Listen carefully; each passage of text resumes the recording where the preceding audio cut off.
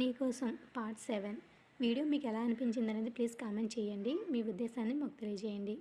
ఇంకా తన దగ్గరగా ఉంటే ఏమవుతుందో ఊహించి టక్కున వాష్రూమ్లోనికి వెళ్ళి షవర్ కింద నిల్చుంటాడు రాజేష్. రాజేష్ ఫీలింగ్స్ అర్థం చేసుకున్న నందిని కొంచెం బ్లష్ అవుతూ ఉంటుంది. నందిని అద్దం ముందుని కూర్చుని రెడీ అవుతూ ఉంటుంది. అంతలోనే రాజేష్ స్నానం చేసి టవల్ కట్టుకుని వస్తాడు. తనని అలా చూడలేక పక్కకి తిరుగుతుంది. బట్టలు తీసుకుని తను కూడా రెడీ అవుతూ ఉంటాడు. నందిని రెడీ అయి బయటికి వెళ్ళేసరికి సాత్విక్ ఎదురుగా వస్తూ ఉంటాడు. నందిని మొహంలో నవ్వు చూసి తనకి మండిపోతూ ఉంటుంది. ఈ రోజుతో నీ మొహంలో ఈ నవ్వు అనేది కనబడకుండా చేస్తాను.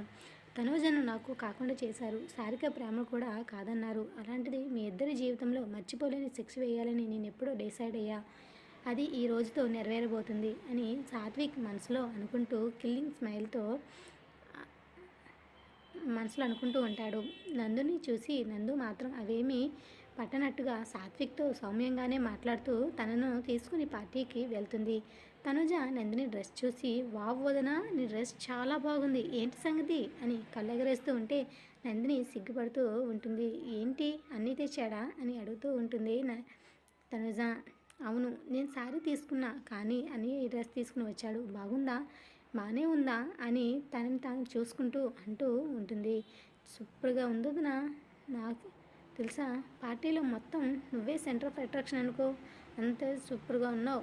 రాజేష్, విజయ్, సాత్విక్ ముగ్గురు కూడా ఒక దగ్గర కూర్చుని కంపెనీ విషయాలు మాట్లాడుతూ వచ్చిన గెస్ట్లను రిసీవ్ చేసుకుంటూ వాళ్ళకి కూడా మర్యాదలు చూసుకోమని ఏ లోటు లేకుండా ప్రతిదీ అరేంజ్మెంట్ చేస్తూ ఉంటారు. తల్లి పార్వతమ్మ కూడా ప్రతిదీ పర్ఫెక్ట్గా ఉండేలా చూసుకుంటూ ఉంటుంది. వచ్చిన వాళ్ళని ఆప్యాయంగా పలకరిస్తూ ఉంటారు. తాగిన వాళ్ళు తాగుతూ, తిన్నవాళ్ళు తింటూ ఉంటారు. బిజినెస్ మ్యాన్స్తో మాట్లాడుతూ అక్కడ వాళ్ళతో పాటు డ్రింక్ చేస్తూ ఉంటారు. అంతలోనే అప్పుడే సాత్విక్ రాజేష్ తాగే డ్రింక్లో మత్తుమందు కలుపుతూ ఉంటాడు. నందినికి పార్టీ అంతగా పెద్దగా ఇష్టం లేక కాసేపు ఉండి తర్వాత ఆమె రూమ్లోనికి వెళ్ళిపోతూ ఉంటుంది. అది తనుజకి చెప్పి వెళ్ళిపోతూ ఉంటుంది. నందిని ఇక రాజేష్ అయితే నందిని గదిలోనికి వెళ్ళడం చూస్తూ ఉంటాడు. తనకి ఇష్టం లేదా అనుకొని మరి ఏమీ అనకుండా మౌనంగా ఉండిపోతాడు. అక్కడికి వచ్చిన బిజినెస్ మ్యాన్స్తో కాసేపు మాట్లాడి డ్రింక్ చేస్తూ ఉంటాడు రాజేష్.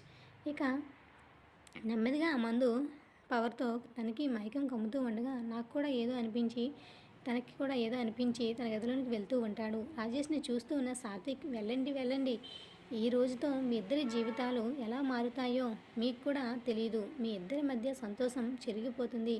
నేను నా ఊహకు నిజమే అయినట్లయితే ఆ విధంగా జరుగుతుంది అనుకుని వాళ్ళని చూస్తూ కిల్లింగ్ స్మైల్తో అంటూ ఉంటాడు. విజయ్, తనుజ ఇద్దరు కూడా వచ్చిన బిజినెస్ మ్యాన్స్ చక్కగా చూసుకుంటూ వాళ్ళు వెళ్ళే వరకు ఉండి వాళ్ళు కూడా కాస్త తిని రెస్ట్ తీసుకుంటూ ఉంటారు. పార్టీ అయితే చాలా బాగా అవుతుంది. సాత్విక్ అయితే రాజేష్ను నందిని విడగొట్టడానికి హ్యాపీగా ఈ విషయం అయితే సారికకి ఫోన్ చేసి చెప్పాలని ఆలోచిస్తూ ఉంటాడు. కానీ ఎందుకో ఆగి మార్నింగ్ చేసి ఒకేసారి మొత్తం విషయం చెప్దాం అని చెప్పి ఆలోచించి తన గదిలోనికి వెళ్ళి మొబైల్ చూసుకుంటూ ఉంటాడు. అప్పుడే అలసిపోయిన తను, విజయ్ ఇద్దరు కూడా వాళ్ళ రూమ్లో రెస్ట్ తీసుకుంటూ ఉంటారు. పద్మ కూడా చాలా అలసిపోవడం వల్ల తను కూడా గదిలోనికి వెళ్ళి పడుకుంటుంది. అప్పటికే నందిని అయితే తన గదిలోనికి వెళ్ళి పడుకోవడానికి ట్రై చేస్తుంది. కానీ నిద్ర పట్టక అటు ఇటు తిరుగుతూ ఉంటుంది. తనకి ఏదో చిరాకుగా అనిపించి స్నానం చేసి ఫ్రెష్ అవ్వాలని ఆలోచిస్తూ డ్రెస్ చేంజ్ చేసుకుని వస్తూ ఉంటుంది. డోర్ అయితే దగ్గరగా వేస్తుంది, కానీ గడియ పెట్టదు. అంతలోనే డ్రెస్ మార్చుకుంటూ ఉండగా రాజేష్ అయితే వచ్చేస్తాడు. ఒక్కసారిగా ఉలిక్కి పడుతుంది. నందిని ఎవరో అన్నట్టు కర్టెన్ వెనుక నిల్చుంటుంది. కానీ వచ్చింది రాజేషే అనేసి తెలిసి ఊపిరి పీల్చుకుని అమ్మయ్యా అనుకుని వెంటనే డోర్ లాక్ చేస్తూ ఉంటుంది. రాజేష్ అయితే తనని అలా చూస్తూ ఉండిపోతాడు. నందిని కేవలం బ్లౌజ్ కట్ట మీద ఉండి చీర చుట్టూ కొంచెం కప్పుకుంటూ డోర్ దగ్గరికి వేయడానికి వెళ్తుంది. రాజేష్కి నిజ కొంచెంగా ఎక్కడం వల్ల తనపై తాను కంట్రోల్ కోల్పోతూ ఉంటాడు. నందిని చేయి పట్టుకుంటాడు. ఒక్కసారిగా ఏంటా అని తన వైపు చూస్తూ ఉంటే తనని ఓరగా చూస్తూ ఉండడం గమనిస్తూ ఉంటుంది. ఏంటండి, ఏమైంది అని అడుగుతుంటే ఏమీ లేదు. ఒక్కసారి చేయి తన వైపుగా ఏమీ లేదని చెప్పి ఒక్కసారిగా చేయి తన వైపు లాగేసరికి తను వెళ్ళి రాజేష్ గుండెలపై పడుతుంది. ఒక్కసారిగా నందిని రాజేష్ని తీక్షణంగా చూస్తూ ఉంటే రాజేష్ మాత్రం మైకంలో మత్తుగా చూస్తూ ఉంటాడు. ఏమైంది, ఎందుకలా ఉన్నారు, కొంచెం ఎక్కువగా తాగినట్టున్నారు, ప్లీజ్ అండి ఈ రోజుకి రెస్ట్ తీసుకోండి, పొద్దున్నే మనం మాట్లాడుకుందాం, రెస్ట్ ఎందుకు, నేను బాగానే ఉన్నాను నందిని అని మత్తుగా మాట్లాడుతూ ఉంటాడు. నందినికి అప్పటికే కొంచెం భయంగా ఉంటుంది. కానీ ఏమీ చేయలేని పరిస్థితి. నందికి అనుమానం వచ్చి ప్లీజ్ వదలండి, నేను డ్రెస్ చేంజ్ చేసుకుని వస్తాను అని అంటూ ఉన్నా లేదు, నాకు ఇలాగే కావాలి, వస్తావా రావా అని తన చేయి గట్టిగా పట్టుకుని ఫోర్స్గా తీసుకెళ్తూ ఉంటాడు. అప్పటికే నందినికి ఏదో కంగారు మొదలవుతూ ఉంటుంది. అయినా కూడా ఏమీ అనలేక తనుజ వాళ్ళ ఇంట్లో ఉండడంతో మౌనంగా ఉండిపోతుంది. గట్టిగా అరిస్తే ఎవరేమనుకుంటారు అనే భయంతో పెద్దగా మాట్లాడకుండా చిన్నంగా చెప్తూ ఉంటుంది. కానీ అవేవి పట్టినట్టు ఉంటాడు రాజేష్. ఏమైంది, ఎందుకు నేనేం చెప్పినా అతను వినడం లేదు, అంతలా ముందు ఎక్కేసిందా అని మనసులో అనుకుంటూ ఉంటుంది. అమాంతం తనని విసురుగా బెడ్పై పడేస్తాడు. ఒక్కసారిగా ఉలిక్కిపడి భయంగా చూస్తూ ఉంటుంది. ఏమైంది రాజేష్, ఎందుకు ఇలా బిహేవ్ చేస్తున్నారు అని అడుగుతుంటే లేదు నందిని, నీకు దూరంగా నేను ఉండలేను ప్లీజ్ అని అంటూ ఉంటే వద్దు రాజేష్, నాకు ఇలా ఇష్టం లేదు అని అంటుంది. లేదు, ఈరోజు నీ మాటలు నేను వినేదే లేదు. నా నాకు కావాల్సింది నేను తీసుకుంటాను, నీకు దూరంగా నేను ఉండలేను ప్లీజ్ అని చెప్పి ఇక తన రెండు చేతులను గట్టిగా పట్టేస్తాడు. తను సైడ్కి వెళ్ళబోతుంటే అమాంతం తనను గట్టిగా హత్తుకొని అటు ఇటు కదలకుండా గట్టిగా తన గుడ్డలకి అదిమి పట్టుకుంటాడు. నుదుటిపై చిన్నగా ముద్దు పెట్టి నెమ్మదిగా మెడ వంపుల్లో గాఢంగా ముద్దిస్తూ ఉంటే భయంగా చూస్తూ ఉంటుంది. ఏమీ చేయలేని స్థితిలో గట్టిగా అరిస్తే తనుజ వాళ్ళు ఏమనుకుంటారో ఏమో అర్థం కాక మౌనంగా ఉంటుంది. రాజేష్ను నెట్టడానికి బలం తనకి సరిపోదు. రాజేష్ కొంచెం కూడా పక్కకి జరగడు. నందు చీర కూడా పక్కన పడేస్తాడు రాజేష్. ఒక్కసారిగా ఉలిక్కిపడి తనని రెండు చేతులతో గుండెలపై చేయి వేసి నెట్టడానికి ప్రయత్నిస్తుంది. కానీ రాజేష్ మాత్రం అవేవి పట్టనట్టు ఉంటాడు. రెండు చేతులను అతని రెండు చేతులతో బ్లాక్ చేసి మెడ వంపుల మీదుగా గట్టిగా ముద్దిస్తూ అక్కడక్కడ చిన్నగా బయట చేస్తూ ఉంటే ఆ నొప్పికి తను అరవలేక అలాగే మౌనంగా ఉండలేక కళ్ళ వెంట నీళ్ళైతే కారుతూనే ఉంటాయి. ప్లీజ్ నంది, నువ్వు ఏడవకే, నేను నిన్ను ఏడిస్తే చూడలేను, నన్ను అర్థం చేసుకో, నేను నిన్ను ఎంత ప్రేమిస్తున్నానో తెలుసా, నిన్ను 4 ఏళ్ళుగా ప్రేమిస్తూనే ఉన్నాను, నువ్వు కనబడక పిచ్చివాళ్ళుగా నీ వెంట తిరిగాను, నేను ప్రేమించింది ఎవరినో కాదే నిన్నే, నేను ఆ రోజు షాపింగ్ మాల్లో చూసింది కూడా నిన్నే, కానీ నువ్వే నన్ను పట్టినట్టు అసలు పట్టించుకోవడం లేదు, నువ్వెవరినో ప్రేమ అంటూ తిరిగావు, ఆ విషయం తెలిసి నేను ఎంత బాధపడ్డానో పిచ్చోడినయ్యా, ఆ రోజు మా కంపెనీ విషయంలో కూడా నువ్వు చేసిన దానికి నేను చాలా ఇంప్రెస్ అయ్యాను తెలుసా, మాకు నష్టం కలిగినా కూడా నువ్వు చాలా వరకు మాకు మేలే చేశావు అని ఏదేదో మత్తులో చెప్పేస్తూ ఉంటాడు. నందినికి అవేమీ అర్థం కాక అసలు రాజేష్ ఏం చెప్తున్నాడో తెలియక కూడా తనని నెట్టడానికి ప్రయత్నిస్తూనే ఉంటుంది. కానీ తన బలం సరిపోదు. రాజేష్ కొంచెం కూడా తన మాటలు అసలు పట్టించుకోవడం లేదు.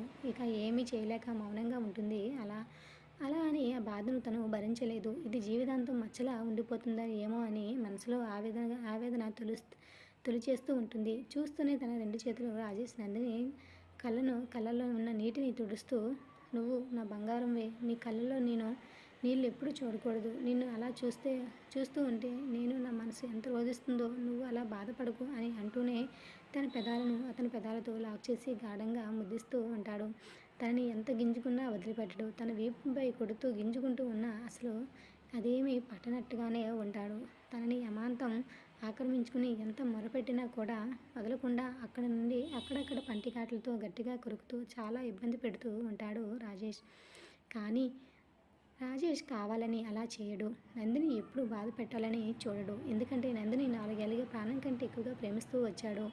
తనని ఆరాధ్య దేవతగా చూసుకుంటూ ఉన్నాడు. అలాంటిది సాత్విక్ చేసిన చిన్న పొరపాటుకి వాళ్ళిద్దరి జీవితంలో ఎప్పటికీ మాయలేని మచ్చలా మిగిలిపోతూ ఉంటుంది. ఆ రాత్రి అంతా నందిని ఏడుస్తూనే ఉంటుంది. రాత్రి రాజేష్తో ప్రవర్తించిన తీరుకి భయంగా దుప్పటి కప్పుకుంటూ ఇక ఏడుస్తూ మోకాలపై కూర్చుని ఏడుస్తూనే ఉంటుంది. ఏదో తెలియని బాధ. అలా అని రాజేష్ తప్పు అని అనలేను, కానీ ఎందుకు ఇలా ప్రవర్తించాడు, ఇన్ని రోజులు నన్ను ఎంత బాగా చూసుకునేవాడు, ఈ రోజు నన్ను ఎందుకు ఇలా ప్రవర్తించాడో నాకు అర్థం కావటం లేదు. అలా నేను అతన్ని క్షమించలేను. ఎంతో మధురంగా మా కలయిక ఉండాల్సింది, అలాంటిది నాకింత ఆవేదన మిగిల్చింది.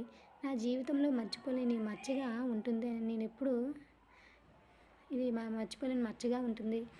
నేను ఎప్పటికీ అతన్ని యాక్సెప్ట్ చేయగలనా, అంగీకరించగలనా, ఆ తప్పును నేను క్షమించగలనా, ఇలాంటివి ఎన్నెన్నో ఆలోచనలు తన బుర్రలో మెదలాడుతూ ఉండగా తెల్లగా తెల్లారిపోయింది. అప్పటికే చాలా టైం అవ్వడంతో రాజేష్కి కూడా మెలకువ వస్తూ ఉంటుంది.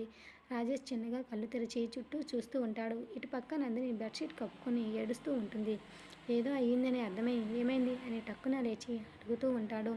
ఒక్కసారిగా అతని వైపు కోపం, చిరాకు ఏదో కలగలిపిన ఫీలింగ్తో చూసేసరికి రాజేష్కి ఏమీ అర్థం కాక ఏమైంది? ఎందుకలా ఉన్నావు? ఏంటి ఈ అవతారం? అని ఏమీ తెలియనట్టుగా అడుగుతూ ఉంటాడు.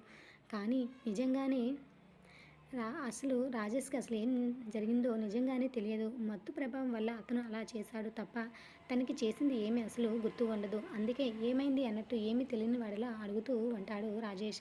దానికి నందినికైతే ఇంకా ఆవేశం, కోపం, చిరాకు ఏదో తెలియని బాధ. అతని వైపు చూస్తూ ఏమీ మాట్లాడకుండా మౌనంగా ఉంటుంది. ఏమైంది? ఏమో అని అతను దగ్గరగా జరిగి ఎందుకలా ఉన్నావు అని అంటుంటే ఏమైందో మీకు తెలియదా?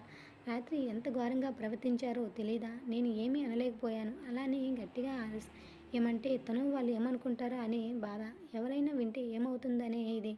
నేను ఎంత మొరపెట్టుకున్నా కూడా నాపై పశువులా ప్రవర్తించారు. ఎందుకు రాజేష్ గారు? ఇన్ని రోజులను ఎంత కేరింగ్గా చూశారు. ప్రతిదీ నన్ను అర్థం చేసుకుంటూ వచ్చారు. అలా ప్రతి ఎమోషన్ కూడా మీరు ముందుగానే తెలుసుకుని నాకు అన్నీ తెచ్చిపెట్టి ఇచ్చేవారు. అలాంటిది ఎందుకు? నా జీవితంలో ఎప్పటికీ మిమ్మల్ని నేను భర్తగా అంగీకరిస్తానా లేదో కూడా నాకు తెలియదు. అంత దారుణంగా ప్రవర్తించారు. ఎందుకు రాజేష్ గారు? ఎందుకు ఇలా చేశారు? అని అడుగుతుంటే రాజేష్కి నందిని ఏం మాట్లాడుతుందో కూడా అసలు అర్థం కాదు. ఏం మాట్లాడుతున్నావు నందిని? కొంచెమైనా తెలిసే మాట్లాడుతున్నావా? నువ్వేం మాట్లాడుతున్నావో కూడా నాకు అర్థం కావటం లేదు.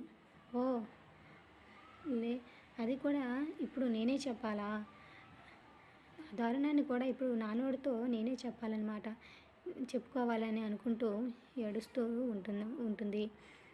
నందిని ప్లీజ్ ఎందుకు అలా ఏడుస్తున్నావు? ఏంటి నీ అవతారం? ఎందుకు ప్లీజ్ చెప్పు. ఇలా ఎందుకు ఇలా ఉందని అడుగుతూ ఉంటాడు నందిని. అయితే ఎందుకు అసలు ఇలా ఉంది అని ఆలోచిస్తూనే ఉంటాడు రాజేష్. అసలు రాజేష్ తన తప్పును తెలుసుకుని బాధపడుతూ నందిని బాధను ప్రయత్నిస్తాడా? నందిని రాజేష్ను అర్థం చేసుకుని భర్తగా యాక్సెప్ట్ చేస్తుందా? నీకోసం వచ్చే ఎపిసోడ్ మిస్ కాకండి. ఇదే ఎపిసోడ్ లైక్ చేయండి.